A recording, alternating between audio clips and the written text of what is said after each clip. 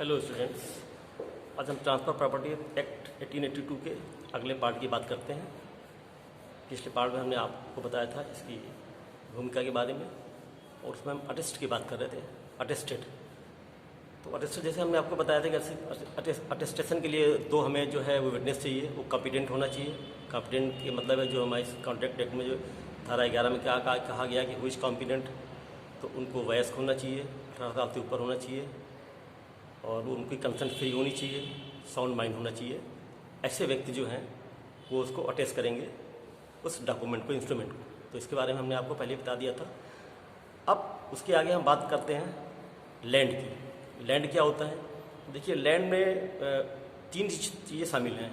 Land के ऊपर, land के अंदर और स्पेस को भी माना गया है। स्पेस को उसमें लिया गया है। तो अब सबसे पहले हम बात करते हैं लैंड की। लैंड के ऊपर क्या है?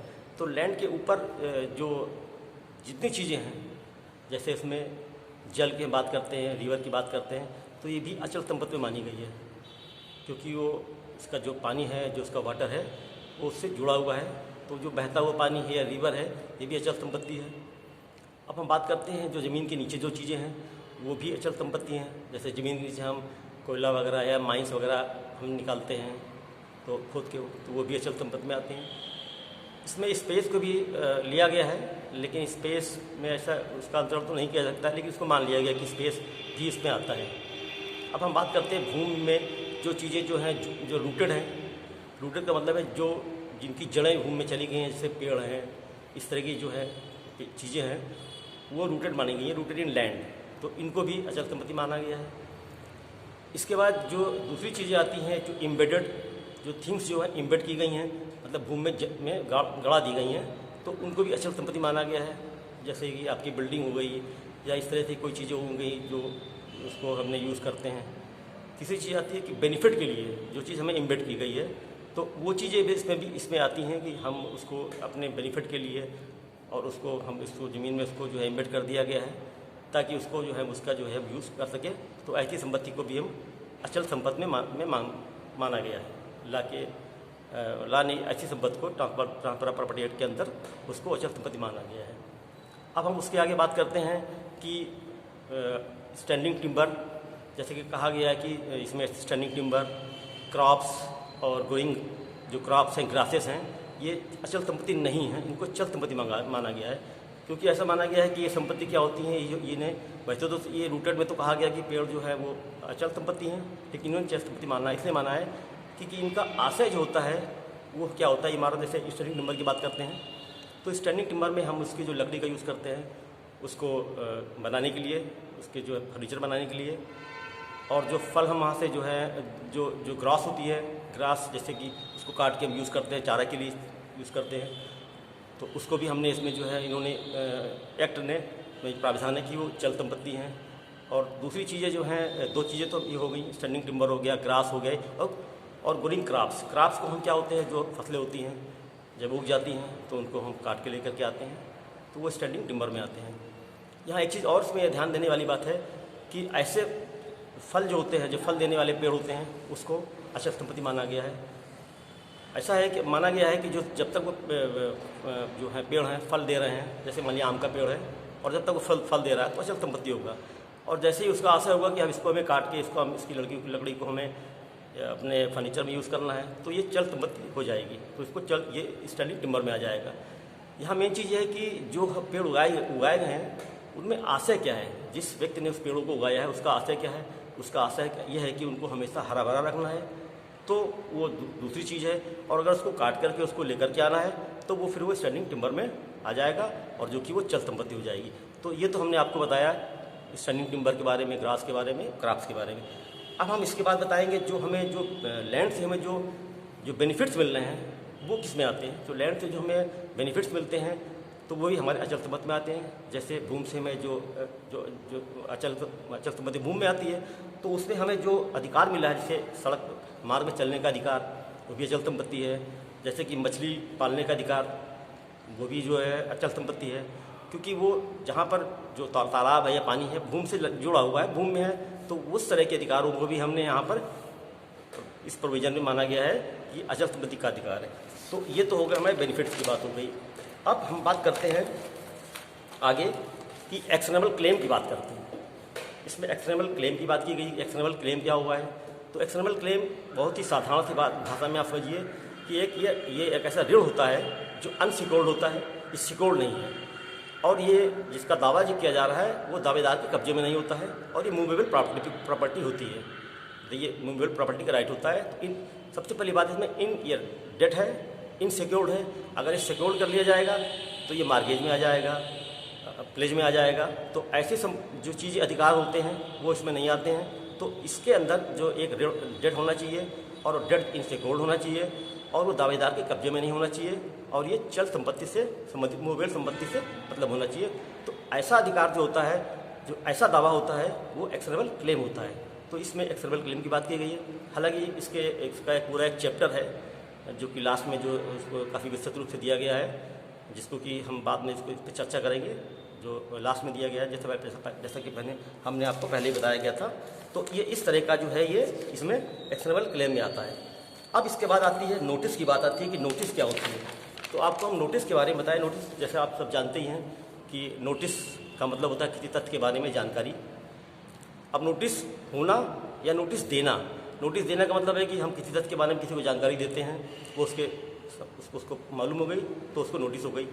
अब यहाँ पर एक बात कही गई है, जो लॉ में इस प्रोविजन में इस एक्ट में ये बात की गई है कि जो है ना, person is said to have notice, एक व्यक्ति को उसकी जानकारी है। तो इसमें इसका मतलब है कि उस व्यक्ति को उसकी जानकारी है जिसको वो नोटिस दी गई है। अब नोटिस दो तरह की होती हैं। पहली नोटिस होती है कि आपकी रियल नोटिस, दूसरी होती है कंस्ट्रक्टिव नोटिस। रियल नोटिस का मतलब होता है प्रत्यक्ष रूप में किसी तथ्य के बारे में जानकारी प्राप्त करना, ये आपकी होती है रियल नोटिस।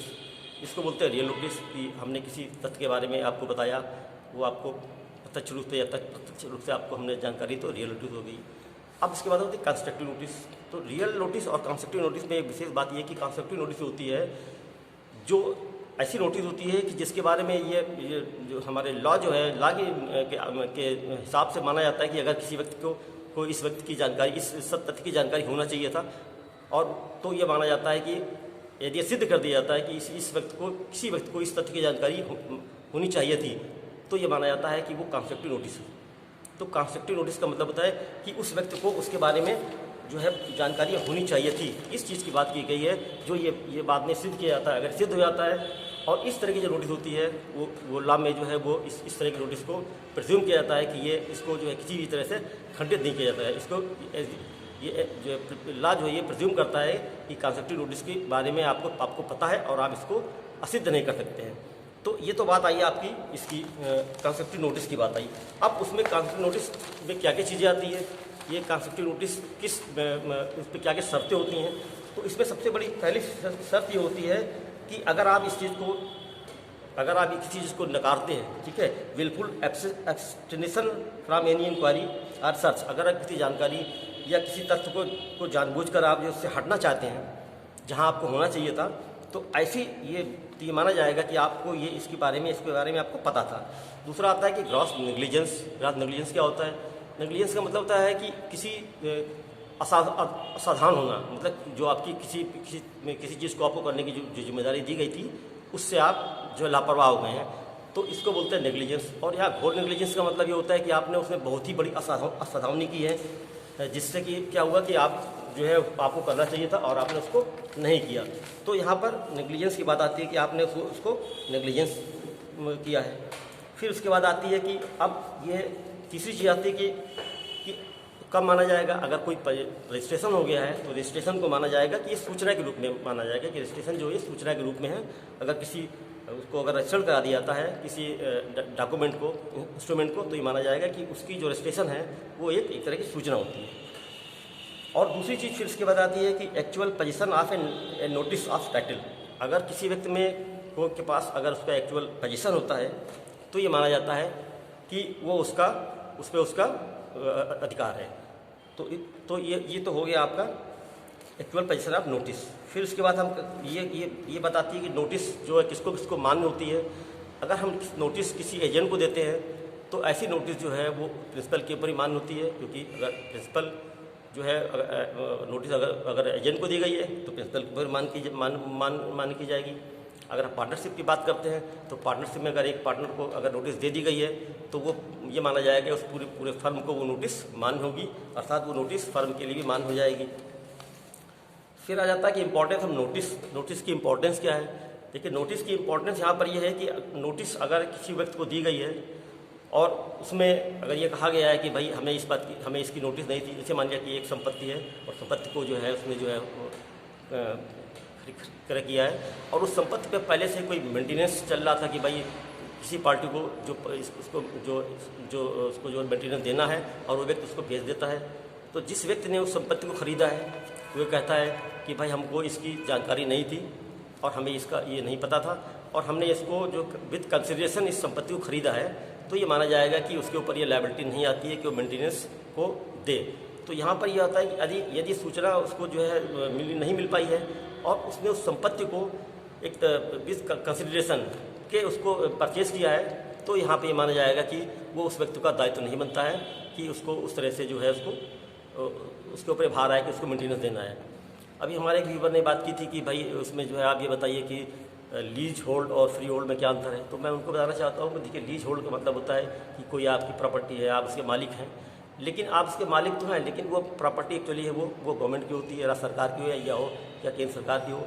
तो ऐसी प्रॉपर्टियों को केंद्र सरकार या राज्य सरकार 99 साल के ही पट्टे पे देती है और 99 साल के पट्टे तक एक्चुअली आप तो उसके मालिक हैं, लेकिन प्रत्यक्ष अप्रत्यक्ष रूप से उसका मालिक जो है वो गवर्नमेंट है, स्टेट गवर्नमेंट या सेंट्रल गवर्नमेंट है। तो ये तो बात हो गई आपकी लीज प्रॉपर्टी की। फ्री होल्ड प्रॉपर्टी वो होती है कि जिसके ऊपर सरकार का कोई उसको नहीं होता है, उसका स्वामित्व नहीं होता है, वो पूरी तरह से जो है किसी परचेजर को दे दी जाती है। तो वो प्रॉपर्टी होती है, उस तरह की प्रॉपर्टी को हम बोलते हैं फ्री होल्ड। फ्री होल्ड का मतलब है कि जो उसमें किसी प्रकार का जो है कि उसका वो नहीं है, गवर्नमेंट का उसका अधिकार नहीं है, वो प्रॉपर्टी पूरी तरह से उस जो परचेजर को दे दी गई है। तो ये बात हुई लीज होल्ड और फ्री होल्ड की। चलिए, इसके बाद हम नेक्स्ट में बात करेंगे। तब तक के लिए धन्यवाद। और आपको अगर अच्छा लगा हो तो सब्सक्राइब करिए और अपने दोस्तों को भी बताइए।